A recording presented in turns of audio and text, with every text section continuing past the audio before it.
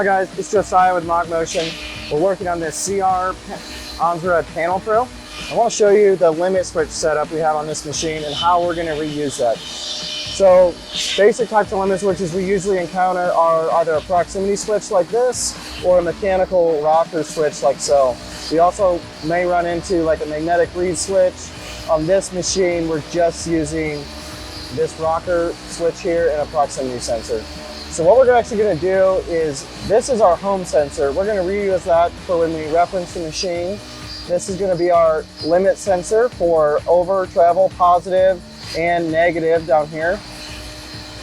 We're going to take these, reuse all the existing wiring, transfer it back to our motion control, and we'll wire them in. We'll go over that in a second.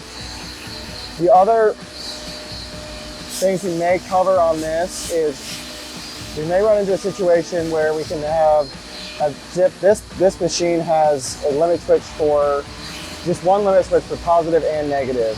So a lot of these are actually going to have a switch on the bottom, a switch on the top, and a home switch. So in that case, we actually program it a little differently in the software, but we can even get by with just one switch if we need to.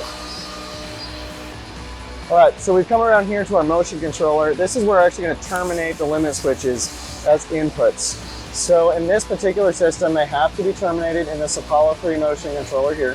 So here we have our YZ limit.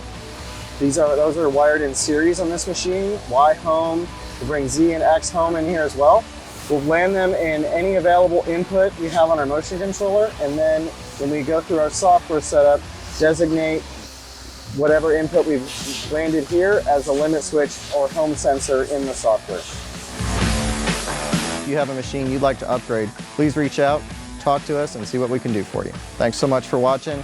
Please like, share, comment, subscribe, stay in touch. We'd love to hear from you.